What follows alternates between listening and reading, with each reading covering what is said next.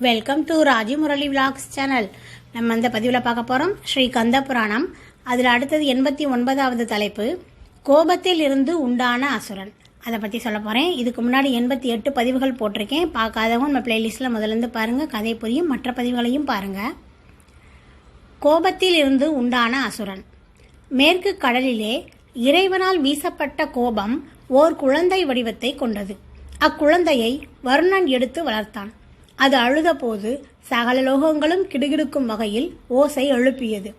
அந்த சப்தத்தை கேட்டு திடுக்கிட்ட பிரம்மன் எதனால் அந்த ஒளி எழுந்தது என்பதை காண கடலுக்கு வந்தார். பிரம்மனை கண்டதும் வருணன் குழந்தையை எடுத்து வந்து அவருடைய மடியிலே கிடத்தி, ஞானபிதாவே, இப்பாலகன் நான் பெற்றவன், ஆசி கூற வேண்டும் என்றார். அந்த குழந்தை பிரம்மனுடைய 4 தாடிகளையும் கைகளால் பிடித்து வேகமாக இழுத்தான். வலி பொறுக்க மாட்டாமல் பிரம்மனுடைய கண்கள் நீரை பெருக்கின. பிறகு மெல்ல அந்த பிடியிலிருந்து தம்முடைய தாடியை விடுவித்து கொண்டு குழந்தையை வருணனிடம் கொடுத்தார். இந்த பாலகன் சிவபெருமானுடைய கோபத்தில் இருந்து உண்டானவன். இவன் எவருக்கும் பணிய மாட்டான். இந்திராதி தேவர்கள் எல்லோரும் இவனுக்கு பயந்து ஓடுவார்கள். விஷ்ணுவினால் கூட இவனை வெற்றி காண முடியாது. 3 லோகங்களையும் வெகுகாலம் ஆட்சி புரிந்து வருவான். இவன் தோன்றுவதற்கு காரணமான சிவபெருமானே இவனுக்கு அழிவை தர முடியும் என்று சொன்னார். வருணன் அவரை வணங்கி குழந்தைக்கு ஒரு பெயர் வைக்குமாறு வேண்டினான். வருணனாகிய ஜலத்தால் வளர்க்கப்பட்டவன் ஆகையால் ஜலந்தரன் என பெயரிட்டு சென்றார் பிரம்மன். ஜலந்தரன் வளர்ந்து பெரியவனானதும் 3 லோகங்களையும் வென்று அடிமைப்படுத்தினான். இந்திரன் தேவர்களோடு மேரு பர்வதத்துக்கு ஓடிப்போய் பதுங்கிக் கொண்டான். பூ உலகிலே ஜலாந்தரம் என்ற பெயரில் அசுர தட்சனை கொண்டு ஓர் அற்புத நகரத்தை நிர்மாணிக்க செய்து அதிலிருந்து ஆட்சி புரிந்து வந்தான். அசுரர்கள் அவனை பணிந்து தங்கள் தலைவனாக ஏற்றுக்கொண்டார்கள். காலநேமி என்ற அசுரனுடைய பெண்ணான பிருந்தை என்பவளை ஜலந்தரன் மணந்து கொண்டான். சகல போக பாக்கியங்களோடு ஜலந்தரன் ஆட்சி புரிந்து வரும் நாளில் ஒரு சமயம் தனக்கு பயந்து ஓடிய தேவர்கள் மேரு பர்வதத்திலே தங்கி இருக்கிறார்கள் என்பதை அறிந்தான். அவர்களுடன் போர் புரிய எண்ணி படைகளுடன் சென்றான். அசுரன் வருவதை அறிந்த தேவர்கள் தங்களை காப்பாற்றுமாறு விஷ்ணுவை குறித்து ஓலமிட்டார்கள். விஷ்ணு அங்கே வந்து அவர்களுக்கு அருள் செய்வதாக கூறி ஜலந்தரனை எதிர்த்து சண்டையிட்டார். இருவருக்கும் நீண்ட காலம் யுத்தம் வெற்றி தோல்வியின்றி நடந்தது. முடிவில் அவனை கொல்வது அரிது என்பதை உணர்ந்த விஷ்ணு அவனை புகழ்ந்து அவனுடன் சமாதானம் செய்து கொண்டார்.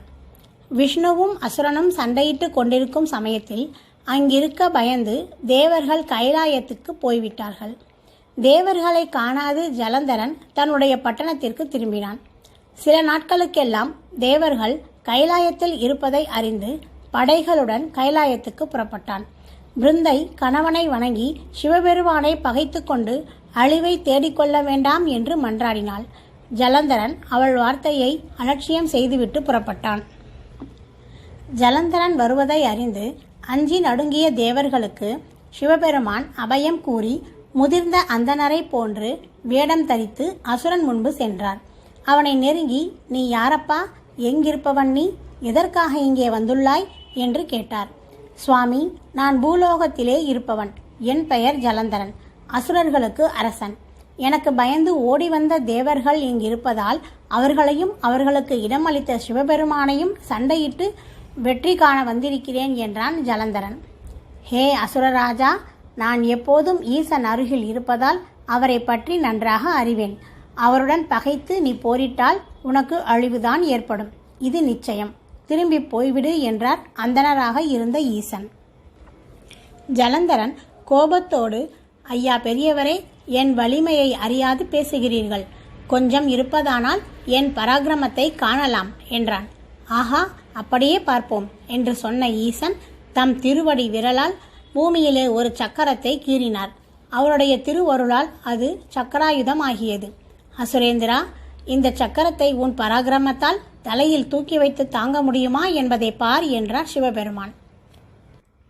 ஜலந்தரன் மிகுந்த செருக்கோடு, தேவர்களை புறம் கண்டு ஓட விரட்டிய எனக்கு இது ஒரு பொருட்டல்ல என்று சொல்லி அதை தூக்கி தலையிலே வைத்து கொண்டான். அது அவனுடைய உடலை 2 கூறாக கிழித்து எரிந்துவிட்டு ஈசனை அடைந்தது. அசுரனுடன் வந்திருந்த படையினரை நெற்றிக்கண்ணை திறந்து சாம்பலாக்கினார்.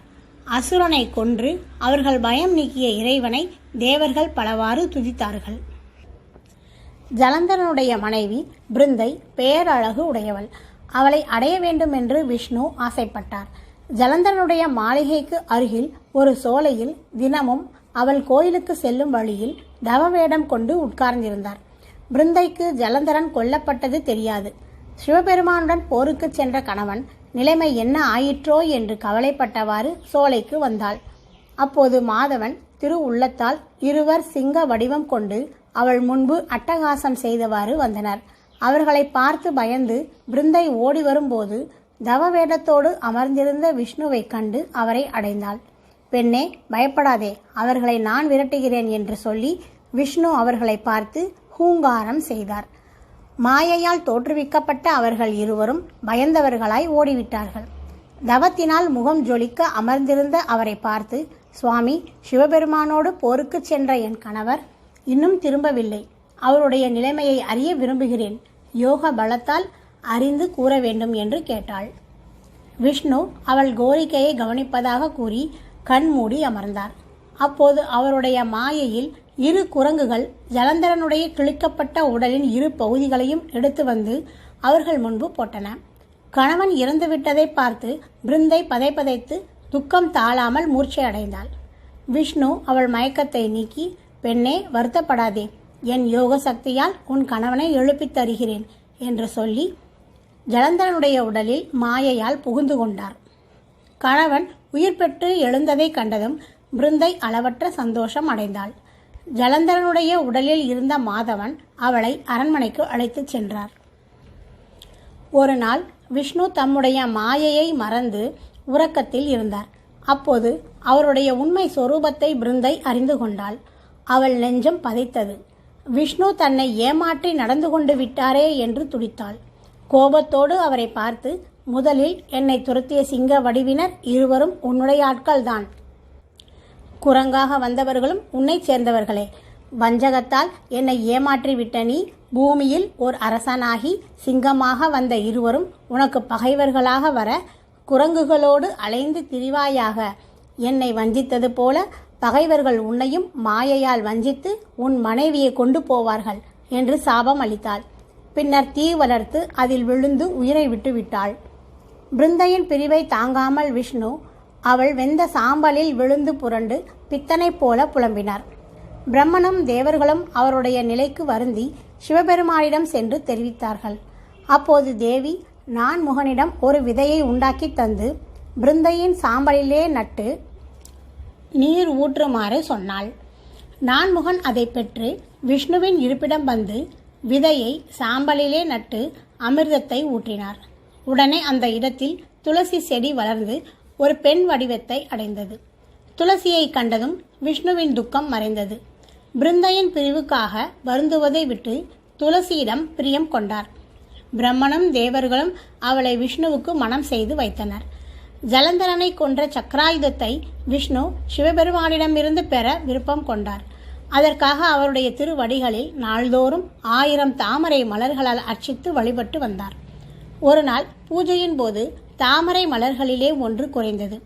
குறைந்த மலரை ஈடு செய்ய விஷ்ணு தம்முடைய ஒரு கண்ணை பெயர்த்து மலராக பரமேஸ்வரனுடைய திருவடிகளில் சாத்தினார். அவருடைய பூஜைக்கு மகிழ்ந்து சிவபெருமான் ரிஷபாரூடராய் தரிசனம் தந்து அவர் கோரிய சக்கராயுதத்தை கொடுத்து அருளினார். மாதவன் சக்கராயுதத்தை அடைந்ததால் அன்று முதல் அவரை நேமியான் என்று அழைக்கலானார்கள். ஓகே ஃப்ரெண்ட்ஸ், இந்த பதிவு பிடிச்சிருந்தா லைக் பண்ணுங்கள், கமெண்ட் பண்ணுங்கள், மற்றவங்களுக்கு ஷேர் பண்ணுங்கள். அடுத்தது 90வது தலைப்பு, ரிஷபமாக வடிவம் எடுத்த தர்ம தேவதை. அதை பற்றி அடுத்த பதிவில் பார்ப்போம். Thank you friends.